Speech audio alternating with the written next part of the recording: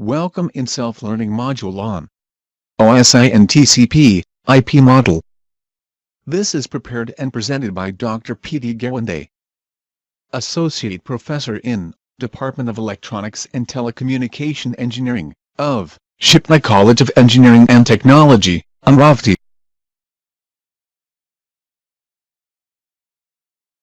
YSLM is developed for student. Learning in true sense requires individual guidance, personal attention, and overall individual efforts of the learners. Self-learning modules may prove to be a boon for students due to their enriched features. Self-learning modules give the opportunity to develop a concept of engineering.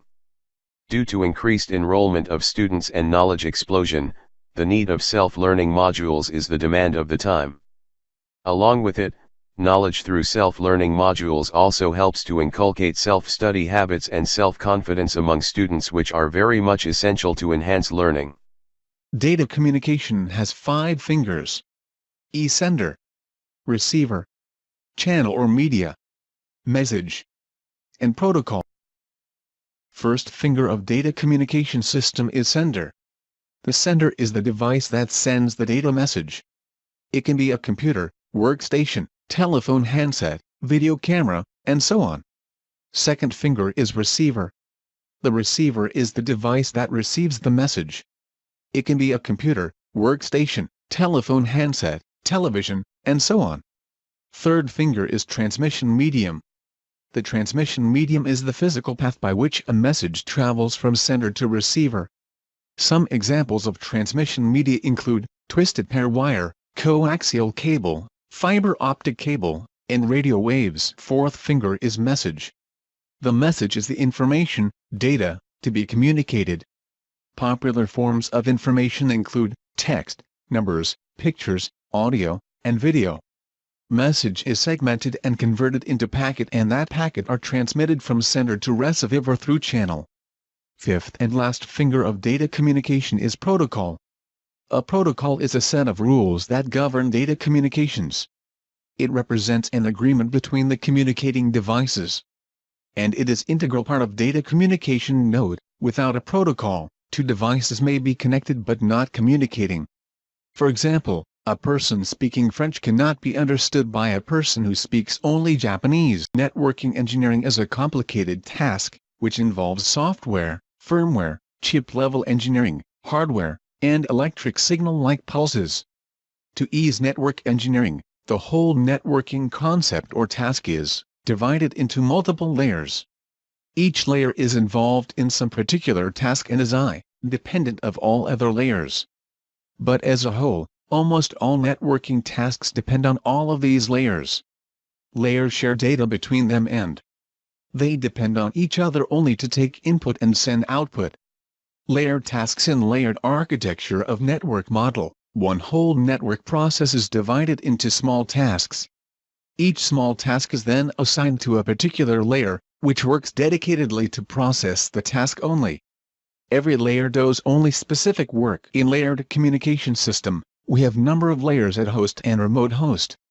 One layer of a host deals with the task done by its peer layer at the same level on the remote host. Layers share data between them and they depend on each other only to take input and send output. The task is either initiated by layer at the lowest level or at the topmost level. If the task is initiated by the topmost layers, it is passed on to the lower layer for further processing. The lower layer does the same thing. It processes the task and passes on to lower layer. If the task is initiated by lowermost layer, then the reverse path is taken. Every layer clubs together all procedures, protocols, and methods, which it requires to execute its piece of task. All layers identify their counterparts by means of encapsulation header and tail. In 1974, ISO developed the communication model is called as OSI model. It is open standard for all communication system. The OSI model is a layered framework for the design of network systems that allows communication between all types of computer systems. It consists of 7 separate layers but related layers, each of which defines a part of the process of moving information across a network. Lower layer or L1 layer is physical layer. This layer is responsible for movements of individual bits from one hop, node, to the next. This layer defines the hardware, cabling, output power and data rate. On the top of this L1 layer is data link layer, sometimes it is also called as L2 layer. The data link layer is responsible for moving frames from one hop, node, to the next. Link errors are detected at this layer. Routing layer or L3 layer is network layer. This layer is responsible for address assignment and uniquely addressing hosts in a network. L4 layer is transport layer. This layer is responsible for end-to-end delivery between hosts. L5 is session layer and its sandwich between transport layer and presentation layer. This layer maintains sessions between remote hosts throughout communication. L6 layer is presentation layer. This layer defines how data in the native format of remote host should be presented in the native format of host. Top layer of OSI model is application layer or L7 layer. This layer is responsible for providing interface to the application user. This layer encompasses protocols which directly interact with the user. Now let us see the function of each layer. The lower layer of OSI model is physical layer, and it is responsible for movements of individual bits, from one hop, node, to the next. Physical layer has main 7 functions. First function of physical layer is physical characteristics of interfaces and medium. This layer defines the characteristics of the interface between the node and the transmission medium. It also defines the type of transmission medium. Second function is representation of bits. The physical layer data consists of a stream of bits, sequence of zeros or ones, with no interpretation. To be transmitted, bits must be encoded into signals, electrical or optical. The physical layer defines the type of encoding. Most important and third function of this layer is define data rate of communication system. The transmission rate, the number of bits sent each second, is also defined by the physical layer.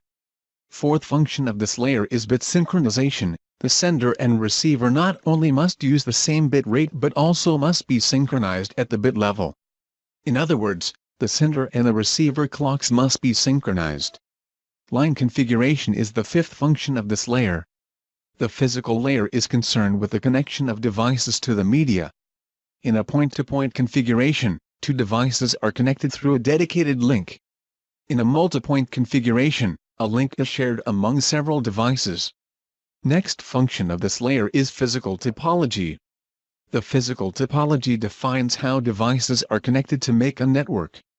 Devices can be connected by using a mesh topology. Every device is connected to every other device. A star topology, devices are connected through a central device. A ring topology, each device is connected to the next, forming a ring. A bus topology, every device is on a common link. Or a hybrid topology, this is a combination of 2 or more topologies. Last function is transmission mode. The physical layer also defines the direction of transmission between 2 devices, simplex, half-duplex, or full duplex. In simplex mode, only one device can send. The other can only receive. The simplex mode is a one-way communication. In the half-duplex mode, 2 devices can send and receive, but not at the same time. In a full duplex, or simply duplex, mode, 2 devices can send and receive at the same time. In OSI model, L2 layer is data link layer and it is on the top of physical layer. Data link layer has the following responsibilities. First responsibilities of this layer is framing. The data link layer divides the stream of bits received from the network layer into manageable data units called frames. Second and main responsibility of this layer is physical addressing. If frames are sent from sender to receiver, the data link layer adds physical address of receiver end sender into header of the frame. Physical address is also called as MAC address, and it is a NIC for the system. Next responsibility of this layer is flow control. If the rate at which the data are absorbed by the receiver is less than the rate at which data are produced in the sender, the data link layer imposes a flow control mechanism to avoid overwhelming the receiver. Next responsibility of this layer is error control. The data link layer adds reliability to the physical layer by adding mechanisms to detect and retransmit damaged or lost frames. It also uses a mechanism to recognize duplicate frames. Error control is normally achieved through a trailer added to the end-off frame. Last responsibility of this layer: access control. When two or more devices are connected to the same link, data link layer protocols are necessary to determine which device has control over the link at any given time. Or when the top of data link layer, we have network layer in OSI model. Now let us see the main responsibilities of the network layer. First main responsibility of this layer is logical addressing. The network layer adds a header to the packet coming from the upper layer that includes the logical addresses of the sender and receiver. Second responsibility of this layer is routing. When independent networks or links are connected to create internetworks, or a large network, the connecting devices route the packets to their final destination. In overall, we can say the network layer is responsible for the delivery of individual packets from the source host to the destination host. What is main difference between physical addressing and logical addressing? Such type of question may come into your mind.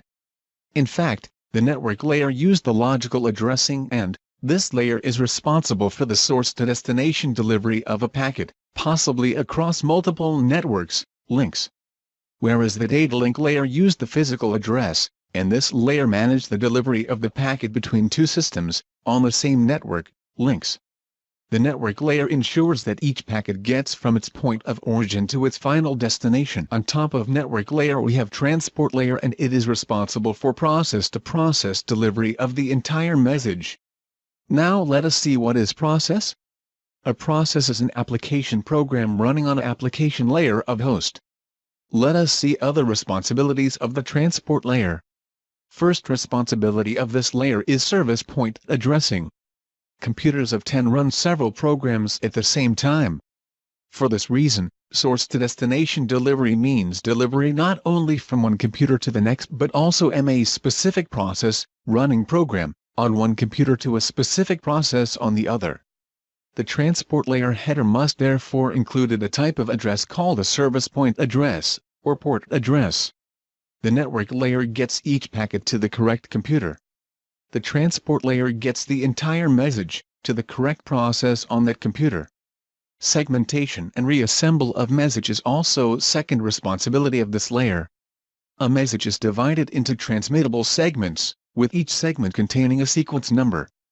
These numbers enable the transport layer to reassemble the message correctly upon arriving at the destination and to identify and replace packets that were lost in transmission. Next responsibility of this layer is connection control. The transport layer can be either connectionless or connection-oriented. Now let us see what is connectionless and connection-oriented. A connectionless transport layer treats each segment as an independent packet and delivers it to the transport layer at the destination machine. A connection-oriented transport layer makes a connection with the transport layer at the destination machine first before delivering the packets. After all the data are transferred, the connection is terminated. For errorless message transfer, this layer plays very important role, that is flow control and error control. Like the data link layer, the transport layer is responsible for flow control. However, flow control at this layer is performed end-to-end rather than across a single link. Error control. Like the data link layer, the transport layer is responsible for error control. However, error control at this layer is performed process to process rather than across a single link. The sending transport layer makes sure that the entire message arrives at the receiving transport layer without error. Error correction is usually achieved through retransmission.